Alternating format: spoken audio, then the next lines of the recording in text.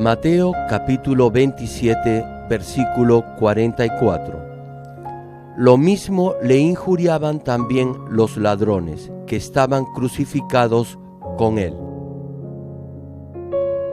Lucas capítulo 23, versículo 39 al 41. Y uno de los malhechores que estaban colgados le injuriaba, diciendo: Si tú eres el Cristo, sálvate a ti mismo y a nosotros. Respondiendo el otro, le reprendió, diciendo: ¿Ni aún temes tú a Dios, estando en la misma condenación? Nosotros, a la verdad, justamente padecemos, porque recibimos lo que merecieron nuestros hechos, mas éste ningún mal hizo. Juan capítulo 19, versículo 34. Pero uno de los soldados le abrió el costado con una lanza, y al instante salió sangre y agua.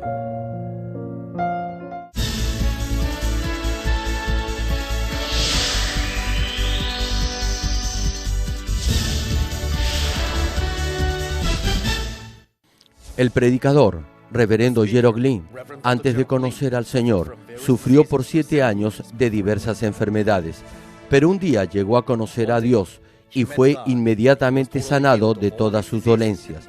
A partir de ese momento, empezó a vivir una vida conforme a la palabra de Dios, recibiendo luego el llamado para servir al Señor.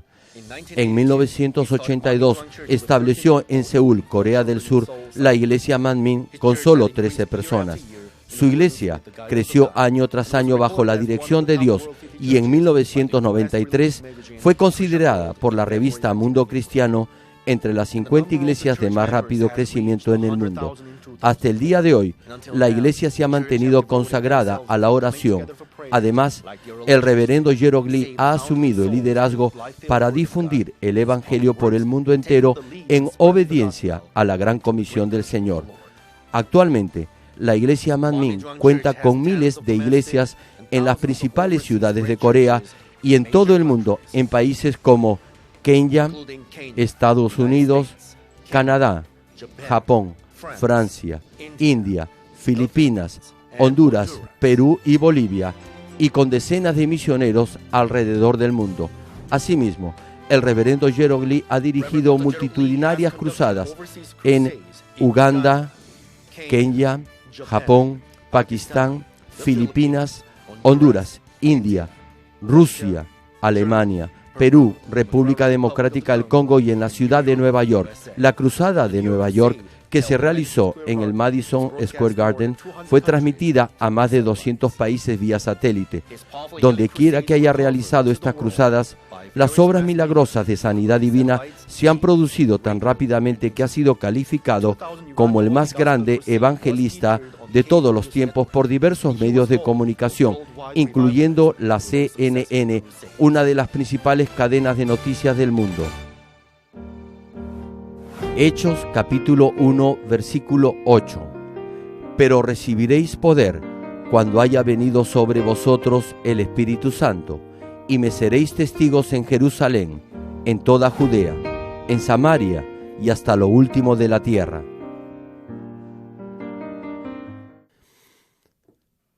Amados hermanos en Cristo, público televidente y miembros de las más de 6.000 iglesias en Corea y alrededor del mundo, incluyendo los Estados Unidos, el Reino Unido, Canadá, Perú, Honduras, Bolivia, El Salvador, Argentina, Alemania, Francia, Rusia, Bélgica, Holanda y las naciones africanas de Kenia, Uganda y el Congo, y las iglesias en China, Japón, Pakistán, Indonesia, Filipinas, Taiwán, India, Mongolia, Egipto e Israel, y miembros de los santuarios locales, y todos los que están viendo el culto por internet y por la televisión en el mundo entero. Esta es la prédica número 14 del mensaje de la cruz. En la última prédica les hablé acerca de la providencia de Dios en la crucifixión de Jesús, por qué fue clavado en sus manos y pies y por qué se le despojó de sus vestiduras. La razón por la que Jesús fue clavado en sus manos y pies fue para redimirnos de los pecados que cometemos con nuestras manos y pies. Si no tuviéramos manos ni pies, no pecaríamos. Si Jesús no hubiese derramado su sangre al ser clavado en la cruz, no hubiéramos sido perdonados de nuestros pecados, aun a pesar de habernos arrepentido. Hubiéramos tenido que cortarnos nuestras manos y sacarnos nuestros ojos si pecábamos con las manos o con los ojos. Si cometíamos adulterio o idolatría, hubiéramos sido apedreados hasta morir de acuerdo a la ley del Antiguo Testamento. Ahora, si tan solo nos arrepentimos de todo corazón y dejamos de pecar, todos nuestros pecados son perdonados por la sangre de Jesús. ¡Qué agradecidos debemos estar! Si tenemos siempre presente el inmenso amor de Jesús, solo podremos amarlo más y más. Oro en el nombre del Señor para que siempre recuerden este amor y así puedan permanecer siempre en la luz. Amados amigos y hermanos, puesto que Jesús derramó su sangre, se hizo maldición y fue colgado en un madero, nosotros, los que creemos en todo esto, somos perdonados de nuestros pecados y somos libres de todas las maldiciones de la ley. Aquellos hijos de Dios, quienes creen y aceptan a Jesús como su Salvador, son liberados de las enfermedades, dolencias, pobreza y de toda clase de infortunios. Por eso, los que reciben al Señor y viven de acuerdo a la palabra de Dios siempre están protegidos. Sin embargo, aun si vivimos por la palabra, las pruebas y desgracias continuarán viniendo, pero son pruebas para nuestra bendición. Santiago capítulo 1, versículo 12 dice: Bienaventurado el varón que soporta la prueba. Por eso, si soporta la prueba con acción de gracias y gozo, Dios reconocerá que ha sobrellevado la prueba con agradecimiento. La última parte del pasaje dice: porque cuando haya resistido la prueba, recibirá la corona de vida que Dios ha prometido a los que le aman.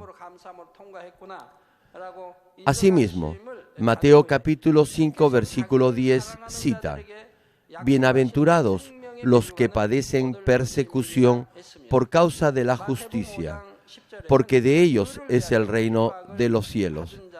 Si en una situación enfrenta privaciones por haber actuado rectamente en el nombre del Señor y las acepta con acción de gracias, recibirá bendiciones espirituales y materiales. Entonces, ¿qué debe hacer si encara pruebas y desgracias por no vivir según la palabra de Dios? En este caso, debe arrepentirse de su mala conducta y enmendar su camino. Por cierto, aquí hay ciertas condiciones. Siempre les he dicho estas cosas. Cuando los que están en el primer y en el segundo nivel de fe pecan, hay pecados que pueden ser perdonados si se arrepienten. En el tercer nivel de fe hay pecados que no deben cometerse. En este tercer nivel o en niveles superiores hay pecados que conducen a la muerte y otros que no son de muerte. Dios dice que no debemos de orar por aquellos que cometen pecado de muerte. Si están en el tercer nivel de fe o en niveles superiores, ya saben los pecados que son de muerte. Si voluntariamente cometen esos pecados, no serán salvos. Por eso, Dios nos está diciendo que no debemos de orar por ellos. Si ya se encuentran en el tercer nivel de fe o en niveles superiores, deben tener una fe relativamente fuerte. Por eso, ¿cómo podrían cometer pecados que son de muerte? Si primero derriban el muro de pecados y oran con fe, las pruebas se irán. Sin embargo, en algunos casos, aun cuando no hayan pecado, podrán enfrentar dificultades debido a los errores de otras personas. Incluso en este caso, si confían en Dios, Él obrará conforme a su fe.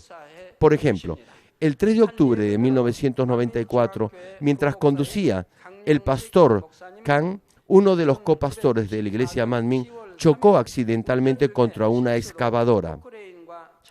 En este accidente, su carro resultó tan dañado que quedó totalmente destrozado. Apenas pudo salir por la ventana, pero su cuello resultó seriamente lesionado. El cartílago de su garganta se había hecho pedazos y si no se operaba inmediatamente, su muerte era inminente.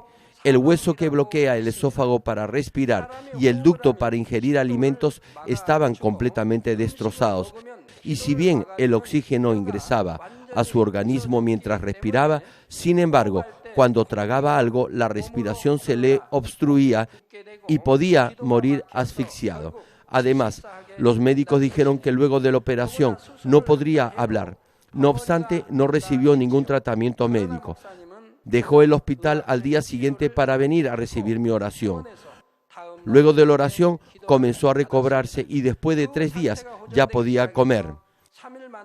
Al 7º día sintió como un cosquilleo en su cuello y tosió, y un pedazo de hueso roto salió. Los cirujanos tendrían que haber cortado su garganta para extraer ese pedazo de hueso roto, pero Dios lo hizo salir en forma natural.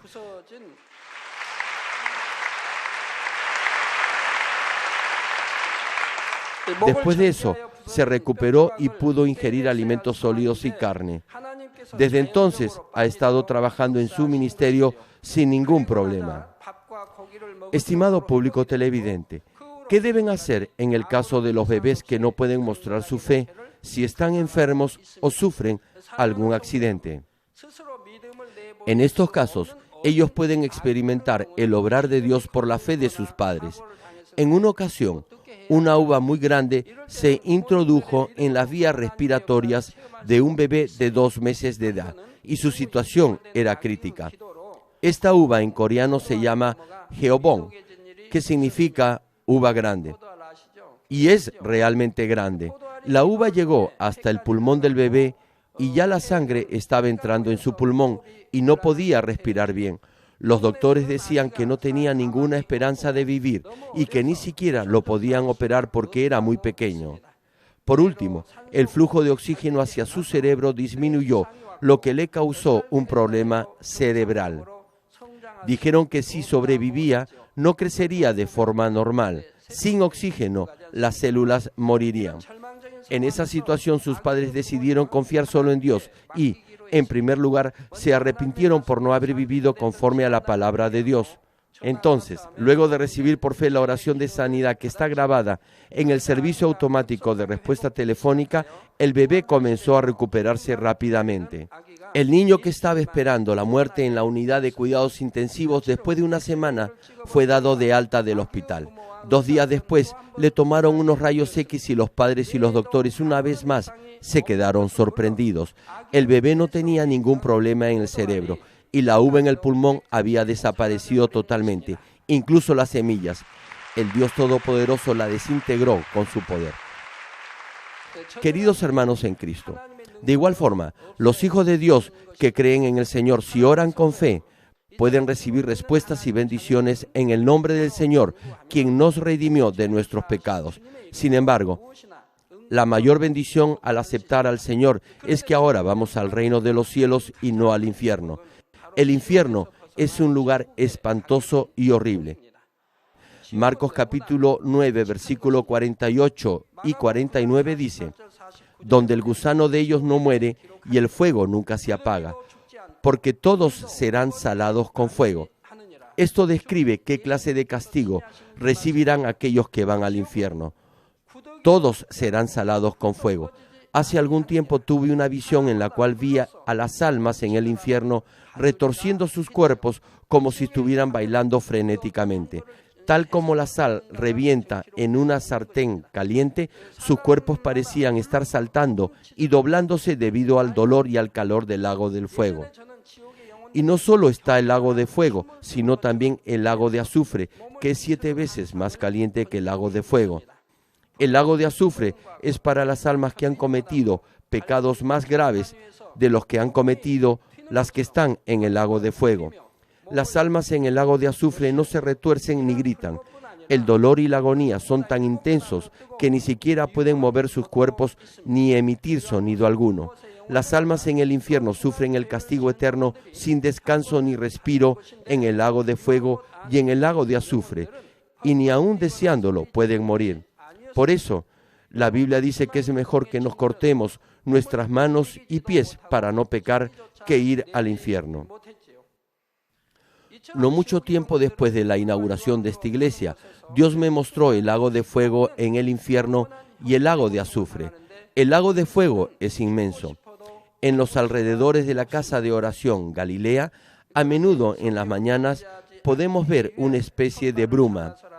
El agua se evapora del lago y forma como una especie de neblina que cubre el lago. Es una vista bellísima. Yo la puedo ver frecuentemente. Sin embargo, digamos que hubiera una neblina muy densa. Cuando hay este tipo de neblina pesada, los aviones no pueden despegar. Imaginen esto en su mente. Ahora, en este cuadro, imagínense ver solamente infinidad de cabezas. A los que están en el lago de fuego solo se les ve del pecho para arriba. Parece como si estuvieran bailando en una discoteca. Bailan y mueven sus cuerpos en lugares oscuros con muchas luces. Por favor, entiendan, sin embargo, que esto no es nada agradable. Es algo que trata de describir esta situación. Y debido a que hace tanto calor, sus cuerpos se retuercen violentamente. Todos sus cuerpos se doblan de dolor. Sin embargo, en el lago de azufre, las personas están hundidas hasta el cuello. Ahí ni siquiera pueden torcer sus cuerpos ni hacer ningún sonido. En el lago de fuego al menos pueden gritar, pero en el lago de azufre no pueden ni siquiera gritar porque es muy caliente. Suponga que está siendo torturado. Al menos puede gritar cuando no soporta el dolor. Si la tortura es realmente insoportable, solo podrá gemir. En el lago de azufre no pueden ni siquiera gritar. Al principio, yo no sabía si sus cuerpos se estaban retorciendo o no, porque solo veía del cuello para arriba.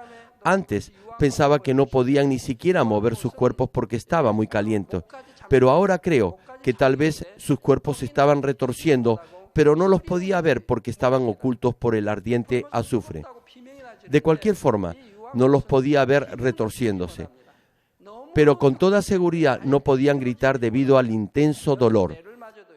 Y esto seguirá por siempre, y no terminará ni en millones de años. Tendrán que sufrir por siempre en el fuego del infierno. Sin embargo, los tormentos que están descritos en el libro Infierno son de hecho los más llevaderos. Entonces, ¿cuándo se decidirá el castigo eterno del fuego del infierno para cada alma? Todo está en el libro Infierno. Habrá 7 años de gran tribulación y, luego de esto, vendrá el milenio en esta tierra. Después que termine el reino milenial, vendrá el juicio del gran trono blanco. Estas almas recibirán el juicio del gran trono blanco y serán echadas al infierno. Sufrirán para siempre en el lago de fuego y de azufre. Hasta entonces recibirán los tormentos que están descritos en el libro Infierno. En el Hades, sin embargo, antes de ser echados al infierno, tendrán algún tipo de descanso. Digamos como ejemplo que un matrimonio recibe el mismo castigo. Si el esposo está siendo torturado, su esposa descansará viéndolo. Pero no solo lo verá, maldecirá a su esposo culpándolo por haber ido ella al infierno. Así podrán, al menos, tener unos segundos de descanso. No obstante, los que son echados en el lago de fuego y de azufre no tendrán ningún descanso. Si alguna vez les han aplicado una inyección o una compresa de hielo para aliviarlos de algún dolor, podrán entender esto. Se sienten mucho mejor si al menos se les alivia del dolor por un par de minutos, en vez de sentirlo continuamente. Es mucho mejor descansar un rato del dolor. En el infierno, en el lago de fuego y de azufre, no hay nada parecido al descanso. Sin embargo, entre los que han visto el infierno por la gracia de Dios, algunos dicen que vieron otras clases de tormentos, diferentes que en el lago de fuego y de azufre. Vieron a personas siendo atormentadas por serpientes enroscándose alrededor de sus cuerpos o águilas sacándoles los ojos. Vieron a otros siendo torturados con lanzas, espadas y agujas. Sin embargo, la Biblia definitivamente dice que el infierno es el lago de fuego y de azufre. Por eso, el Hades es el lugar donde se dan otra clase de tormentos. Hades es el lugar donde están las almas de quienes no son salvos, esperando el día del juicio final. Es decir, el juicio del gran trono blanco. Este lugar también pertenece al infierno en un sentido amplio. Y el dolor que se sufre allí es intenso, pero no es el verdadero infierno. Las almas que reciben tormentos aquí antes del juicio irán al lago de fuego o de azufre luego del juicio. El dolor del tormento en el lago de fuego y de azufre no puede ser comparado con el tormento en el Hades. Si sabe del temor del infierno, declarará desde lo profundo de su corazón que es mucho mejor cortarse sus manos y pies que ir al infierno. Cuando llegué a saber lo espantoso que es el infierno, tomé una firme determinación, diciendo, no dejaré que ninguno de los miembros de nuestra iglesia vaya al infierno. Además, porque me siento tan apenado por las muchas almas que en todo el mundo están yendo al infierno porque no conocen la verdad, he dedicado todo mi esfuerzo a la misión mundial para salvar siquiera un alma más. Gracias a Dios, aquellos de entre ustedes que han conocido y aceptado al Señor pueden ser perdonados de sus pecados por medio de los sufrimientos que Jesús llevó en la cruz y podrán ir al reino de los cielos. No obstante, no es que son perdonados tan solo confesando con su boca, Señor, yo creo. Primera de Juan, capítulo 1, versículo 7, cita, pero si andamos en luz, como Él está en luz, es decir, nuestro Dios Padre está en luz y aquí, luz significa la verdad y la bondad misma, sin absolutamente nada de maldad. Continúa la Escritura, y tenemos comunión unos con otros, y la sangre de Jesucristo, su Hijo, nos limpia de todo pecado. En este versículo pueden ver que hay una condición que se debe cumplir para ser perdonados de los pecados. La condición es que debemos andar en la luz. En ninguna parte de la Biblia, incluyendo el Antiguo y el Nuevo Testamento, dice que podemos ser salvos aun cuando continuemos pecando. Lo que Dios, los profetas, Jesús y sus discípulos enseñan es que debemos echar fuera nuestros pecados y llegar a ser santos. Mateo capítulo 7, versículo 21 dice, no todo el que me dice, Señor, Señor, entrará en el reino de los cielos, sino el que hace la voluntad de mi Padre que está en los cielos. Solamente cuando nos arrepentimos, dejamos el pecado y no pecamos más y vivimos en la luz, podemos ser perdonados de nuestros pecados por la sangre de Jesús. Cuando Jesús fue colgado en la cruz, muchos se juntaron alrededor y se burlaron de él y lo insultaron. Le dijeron, si en verdad eres hijo de Dios, baja de la cruz ahora. Este es el lado perverso de los necios, quienes estaban burlándose e insultando a Jesús, quien estaba muriendo por ellos. Si no hubiéramos conocido la verdad, hubiéramos hecho lo mismo que ellos. Pero ya que llegamos a conocer la verdad y a aceptar al Señor, sabemos lo agradecidos que debemos estar. Mientras muchos estaban burlando de Jesús, había dos criminales que estaban colgados, uno a cada lado de él en la cruz. Mateo capítulo 27, versículo 44 cita, lo mismo le injuriaban también los ladrones que estaban crucificados con él. Sin embargo, Lucas capítulo 23, versículo 39 al 43 nos dice algo diferente. Cuando uno de los criminales lanzaba insultos a Jesús, el otro criminal lo reprendía. Entonces, ¿por qué hay esta clase de diferencias en la Biblia? El propósito de Dios es que quienes leyeran posteriormente la Biblia pudieran sentir este episodio en la forma más real posible. La escena de la crucifixión de Jesús no podía ser grabada en video como hoy en día se puede hacer, y solo podía ser recogida con palabras. Para que se escribiera todo en forma detallada en la Biblia, que describe el cultivo del ser humano y el camino de la salvación, no hubieran bastado ni siquiera miles de libros. En este sentido, incluso el pasaje de la crucifixión tuvo que ser resumido y Dios permitió que fuera recogido de manera que pudiéramos sentir el episodio de la forma más real posible. ¿Por qué no trata de imaginar la escena? Hay 3 cruces en el Gólgota, y la muchedumbre que ha venido para presenciar la ejecución está gritando alrededor de las cruces. Los soldados romanos están impidiendo con sus lanzas y escudos que la multitud avance.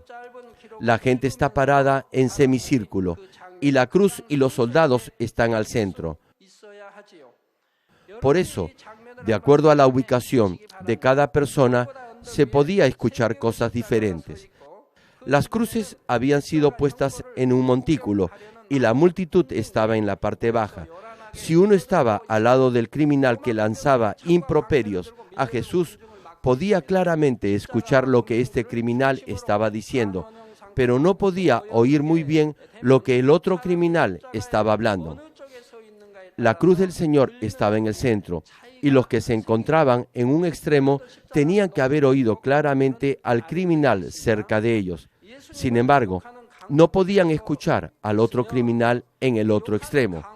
Por eso, en el momento en que uno de los criminales reprendía al primero que estaba al otro extremo, la gente no podía haber escuchado al segundo criminal. Y además, podía parecer que el segundo criminal le hablaba a Jesús, que estaba en el centro. El segundo criminal, al voltear su cara para el otro lado y hablar, podía parecer que estaba hablando a Jesús, pero no podían escucharlo bien, ya que había mucho ruido, alboroto, burla y escarnio. Además, dado que los criminales estaban agonizando en la cruz, en realidad no podían hablar tan fuerte. En esta situación, el criminal arrepentido reprendió al otro que lanzaba insultos a Jesús. No obstante, para alguien que no estuviera al lado del criminal que decía improperios, podía parecer que el criminal arrepentido también lanzaba insultos a Jesús. Sin embargo, alguien que estuviera al lado del criminal arrepentido o detrás de Jesús podía claramente escuchar las palabras de ambos criminales y de Jesús y registrarlas correctamente. Por supuesto, el Dios Todopoderoso pudo hacer que el escritor supiera exactamente lo que estaba sucediendo y dejarlo escribir exactamente de esa manera.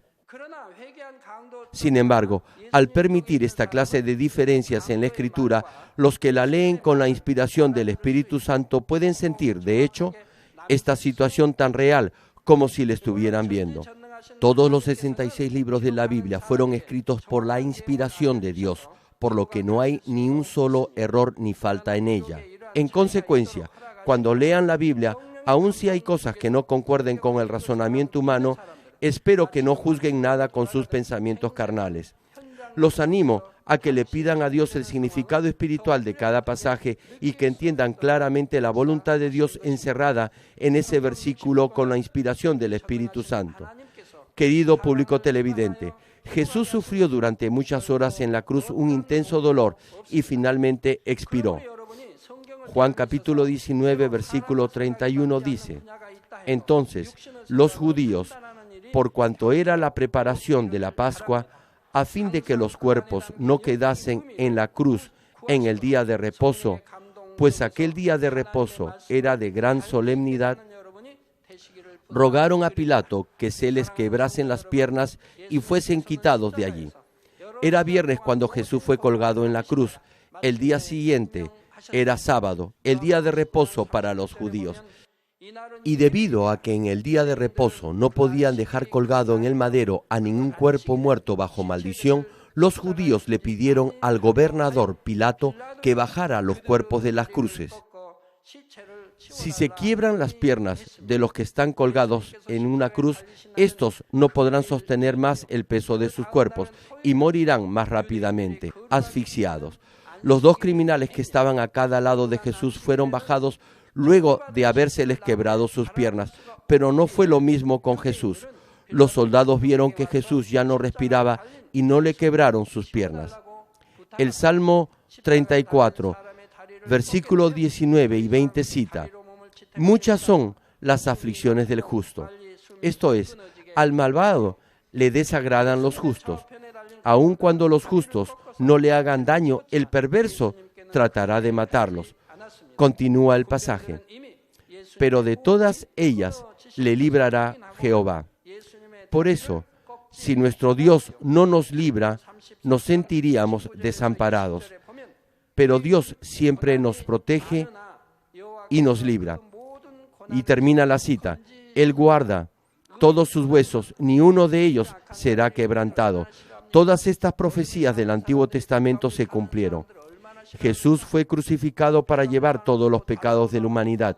Sin embargo, Jesús mismo no fue un pecador. Él fue un hombre justo, inocente y sin mancha. Dios protegió a Jesús para que ninguno de sus huesos fuera quebrado, como fue profetizado en el Antiguo Testamento. También en Números capítulo 9, versículo 12, o Éxodo capítulo 12, versículo 46, Dios manda al pueblo de Israel a comer el cordero sin quebrar ninguno de sus huesos. En la Biblia, el cordero simboliza a Jesús. Por eso, Dios les mandó a no quebrar ningún hueso del cordero que representa a Jesús. Como fue profetizado, ningún hueso de Jesús fue quebrado, pero los soldados le abrieron su costado con una lanza. Juan capítulo 19, versículo 34 dice: pero uno de los soldados le abrió el costado con una lanza, y al instante salió sangre y agua. La cabeza y el rostro de Jesús estaban cubiertos de sangre por la corona de espinas. Además, todo su cuerpo tenía cortaduras por los latigazos recibidos, y estaba en una condición deplorable, cubierto todo de sangre. Y aún después de ver a Jesús en esa condición tan lamentable, y sabiendo incluso que ya estaba muerto, aún así le abrieron su costado con una lanza. Al igual que animales voraces que despedazan el cuerpo de animales muertos, así lo hicieron con toda crueldad y maldad. Tan solo viendo esto, podemos ver lo perverso que es el ser humano. Hoy en día, el pecado prevalece y es aún más perverso que en los tiempos de Jesús. Aun cuando mostramos las más claras evidencias para creer en el Dios creador, aún así el impío no quiere creer en Dios. Ellos andan tras la lujuria de este mundo, manchándose más con el pecado. Los más perversos odian y persiguen a quienes les predican el Evangelio. Aun si efectuamos milagros en el nombre de Jesucristo y les mostramos señales y prodigios, hay muchos que se oponen a Dios. No obstante, Jesús fue crucificado por ellos. Espero que ahora estén mucho más agradecidos por el amor de Dios, quien dio a su único Hijo, y el amor del Señor, quien dio su vida por los pecadores. Queridos hermanos, hay también un significado espiritual en el hecho que Jesús fuera traspasado en su costado y derramara sangre y agua de su cuerpo. En primer lugar, esto prueba que Jesús vino a este mundo como hombre. Juan capítulo 1, versículo 14 dice que Jesús es el Verbo quien vino a esta tierra en carne, lo que significa que Dios, quien es Espíritu, vino en cuerpo humano. Jesús no fue concebido por la unión del espermatozoide de un hombre y el óvulo de una mujer, sino por el poder del Espíritu Santo. Aún así, tenía el mismo cuerpo que todo ser humano y creció como cualquier persona, y porque era un hombre, cumplió con la primera condición para ser el Salvador. La primera condición para ser el Salvador de la humanidad es que el Redentor debe ser un hombre. Ni los ángeles ni los animales pueden redimir a la humanidad de sus pecados. Solo un hombre puede redimir a otro hombre de sus pecados para que reciba la salvación. Por eso, Jesús vino a este mundo en un cuerpo de carne y huesos, como nosotros. Sintió dolor al ser azotado y también sintió cansancio, sed y hambre. Mateo capítulo 4, versículo 2 cita: y después de haber ayunado 40 días y 40 noches, tuvo hambre. También en Juan capítulo 4, versículo 6 dice: y estaba allí el pozo de Jacob. Entonces Jesús, cansado del camino, se sentó así junto al pozo. Era como la hora sexta. De este modo, para probar una vez más que Jesús tuvo un cuerpo humano, se dice que sangre y agua salieron de su cuerpo al ser traspasado con una lanza. En segundo lugar, al derramar Jesús su sangre y agua, nos da a entender que el ser humano, que es de carne y hueso, es decir, que tiene cuerpo físico, puede ser partícipe de la naturaleza divina. Es decir, ustedes y yo también podemos participar de la naturaleza divina. Mateo capítulo 5, versículo 48 cita: sed, pues, vosotros perfectos, como vuestro Padre, que está en los cielos, es perfecto. Primera de Pedro capítulo 1, versículo 16 dice: porque escrito está, sed santos, porque yo soy santo. Dios nos manda a ser perfectos porque Él es perfecto, y a ser santos porque Él es santo. Si dicen, mi espíritu está listo, pero mi carne es débil, es solo una excusa que no tiene ningún sentido. Eso era antes de que el Espíritu Santo viniera. Nuestro Dios y Padre es santo y perfecto, por eso desea que sus hijos sean también santos y perfectos. Filipenses capítulo 2, versículo 5 cita: haya pues en vosotros este sentir. ¿Qué clase de sentir? Que hubo también en Cristo Jesús. Dios nos dice que debemos tener la misma actitud de Jesucristo.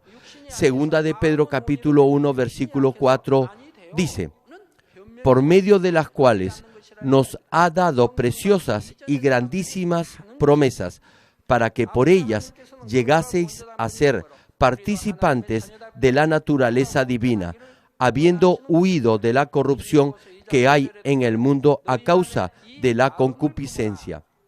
Debemos participar de la naturaleza divina. Jesús tuvo el mismo cuerpo que cualquier hombre, pero vivió una vida santa sin cometer ningún pecado durante toda su vida. Y debido a que tuvo la misma naturaleza que la nuestra, tuvo también las mismas emociones como todo hombre, pero derrotó toda tentación del diablo y vivió solo por la verdad. Obedeció solo a Dios con un sí y un amén, y cumplió completamente con todo su deber. Por eso, podemos participar en la naturaleza divina exactamente como Jesús lo hizo. Todo aquel que cree en el Señor, que ore fervientemente y dé lo mejor de sí mismo, puede recibir la gracia y la fortaleza de Dios y la ayuda del Espíritu Santo para echar fuera todo pecado y toda maldad. En tercer lugar, Jesús derramó su sangre y agua para dar testimonio del hecho que podemos vivir una verdadera vida y gozar de la vida eterna por medio de la sangre y el agua de Jesús. La sangre de Jesús, quien no tuvo ni pecado original ni cometió pecado personal, es una sangre preciosa, sin mancha ni defecto. Podemos ser perdonados de nuestros pecados y disfrutar de la vida eterna porque Jesús derramó su preciosa sangre. Además, espiritualmente el agua simboliza la palabra. En la medida en que escuchemos la palabra de Dios y la pongamos en práctica, podremos echar fuera los pecados y llegar a ser justos. Por tanto, la sangre y el agua que Jesús derramó son la sangre y el agua con el poder para cambiarnos, y son también la sangre y el agua de vida que nos salva de la muerte. Al derramar su sangre y agua, Jesús nos declara una vez más que somos perdonados y que podemos vivir una verdadera vida al recibir la fortaleza para vivir por la palabra de Dios. Termino el mensaje Estimado público televidente y amados hermanos en Cristo, Jesús tomó el camino del sufrimiento con gozo y acción de gracias para que infinidad de almas fueran salvadas a través de estos padecimientos. No trató de huir de esos sufrimientos hasta que llegó el momento final de la crucifixión. Solo oró hasta que su sudor se transformó en gotas de sangre para cumplir con la providencia del Padre. Tan solo deseaba que un alma más fuera salvada del tormento del infierno y que recobrara la imagen perdida de Dios. Espero que siempre recuerden los sufrimientos que Jesús llevó por nosotros y su sacrificio y amor al derramar su sangre y agua. Jesús llevó todos estos sufrimientos y derramó su sangre no por cualquier persona. Lo hizo por usted, por sus pecados y para salvarlo. ¿Qué debemos hacer entonces, usted y yo, para compensar este gran amor de Jesús?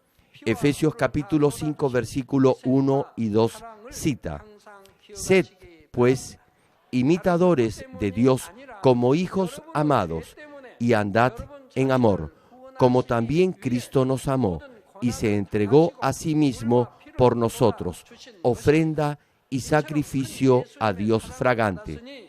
Repito el versículo, Efesios capítulo 5, versículo 1 y 2. Sed, pues, imitadores de Dios como hijos amados, y andad en amor, como también Cristo nos amó, y se entregó a sí mismo por nosotros, ofrenda y sacrificio a Dios fragante. Espero que en lo profundo de su corazón lleguen a comprender el amor del Señor, que lo tengan siempre presente, que echen fuera rápidamente todo pecado y toda maldad, y que recobren completamente la imagen perdida de Dios. Oro en el nombre del Señor, para que en el día final vayan al reino de los cielos, alaben el completo y total amor del Señor y gocen de la vida eterna.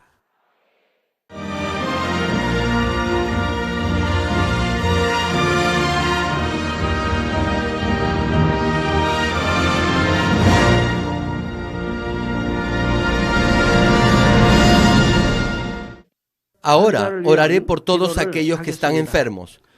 Coloquen su mano en la parte enferma o adolorida de su cuerpo y reciban esta oración por fe.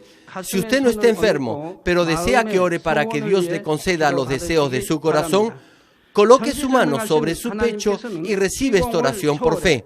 El obrar del Todopoderoso Dios trasciende el tiempo y el espacio, y Él obrará de acuerdo a su fe. No importa dónde se encuentre, cuando usted recibe esta oración con fe, experimentará con toda seguridad el asombroso poder de Dios. Aleluya, Dios Todopoderoso de amor. Pon tus manos sobre tus hijos y sobre todos aquellos que están viendo y escuchando este mensaje y recibiendo esta oración a través de la televisión. Extiende tu mano, oh Dios, y manifiesta tu poder y tu obrar, que trasciende el tiempo y el espacio, en todo aquel que está recibiendo esta oración por fe en cualquier parte del mundo. Da a cada uno de ellos la fe necesaria, por medio de la cual puedan creer y echar fuera todo pensamiento negativo y toda duda. Quita de ellos todas sus cargas y sufrimientos. Quema por el fuego del Espíritu Santo y limpia con la sangre de nuestro Señor Jesucristo desde la cabeza a los pies, las vísceras y los intestinos, cada coyuntura y todo nervio, tejido y célula. Manifiesta el poder más alto de la creación. Yo ordeno en el nombre de Jesucristo al enemigo, el diablo y Satanás, a toda enfermedad, virus y bacterias y toda debilidad, fuera. Toda enfermedad contagiosa, fuera. Toda enfermedad terminal endémica sea quemada por el fuego del Espíritu Santo. Que haya sanidad en todo tipo de cáncer, sida, leucemia, enfermedades cardíacas, pulmonares y todo tipo de dolencias que afectan a la mujer, hipertensión, diabetes, enfermedades de la piel e inflamación. Que la polio, parálisis, artritis y hernia sean sanadas. Que todo dolor lumbago y todo tipo de neuralgia desaparezca. que todo efecto colateral y posterior a cualquier accidente desaparezca, que todo resfrío, gripe, fatiga y enfermedad a la tiroides sea quemada por el fuego del Espíritu Santo y sean limpios. Epilepsia, autismo, depresión, crisis de nervios y todo tipo de enfermedades mentales, fuera. Que toda oscuridad sea echada fuera y que haya paz y gozo en sus corazones. Dios Padre, te pido por el poder más alto de la creación, que todo aquello que esté débil sea hecho perfecto y nuevo otra vez, que toda parte que esté paralizada sea liberada y que los paralíticos, tullidos y cojos caminen, que los que tienen la vista nublada se les aclare, que los que tienen problemas para oír puedan oír bien, que los ciegos puedan ver, que los sordos puedan oír, que los mudos empiecen a hablar. Padre, bendice a aquellos que no pueden tener hijos, restaura los huesos rotos y haz perfecta y nueva toda parte quemada de los cuerpos. Limpia por el fuego del Espíritu Santo a los que son adictos a alguna droga, narcótico o sustancia tóxica. Revive los nervios y las células muertas. Que toda oscuridad y tinieblas sean echadas fuera y que todo espíritu maligno salga. Ordeno en el nombre de Jesucristo al enemigo el diablo y a Satanás y a toda potestad del aire fuera, y que todas sus huestes también se vayan fuera. A todo poder de las tinieblas, espíritus malignos, perversos, deshonestos, engañadores, espíritus de división, fuera. Que toda cadena de injusticia se rompa y se libere, y toda oscuridad sea echada fuera. Que la luz venga. Dios Padre, fortalece sus espíritus y sus cuerpos. Dales la fortaleza necesaria para que puedan clamar a ti. Fortalécelos para que puedan despojarse de todos sus pecados y vivan en santidad. Para que sus almas sean prosperadas y todo en sus vidas les vaya bien. Responde a los deseos de su corazón, a su clamor y a sus oraciones. Auméntale la fe, la esperanza y el amor, y que sus familias también puedan oír y creer en las buenas nuevas del Evangelio. Protégelos de todo accidente y desastre y bendícelos para que lleven una vida próspera y sin inconvenientes. Protege a todos tus hijos en sus hogares, trabajos y negocios con el muro de fuego del Espíritu Santo y con los ojos del Señor, que son como fuego resplandeciente. Bendícelos en su entrada y en su salida y en todo lugar a donde vaya, y bendícelos para que puedan prestar a muchos y nunca pedir prestado. Dale sabiduría y entendimiento y que sean llenos del Espíritu Santo. Da a todos los ministros y obreros del Señor la habilidad para llevar a cabo bien sus deberes y tareas, y que haya también un gran avivamiento en cada iglesia. Guía a tus hijos para que puedan darte gloria en todo lo que hagan en sus vidas. Manifiesta tus obras para que con sus labios puedan testificar: lo he conocido a Dios, Él me ha respondido, Él me ha protegido y he sido bendecido por Dios. Dios Padre, te doy gracias, toda la gloria sea para ti. He orado en el nombre de nuestro Señor Jesucristo. Amén.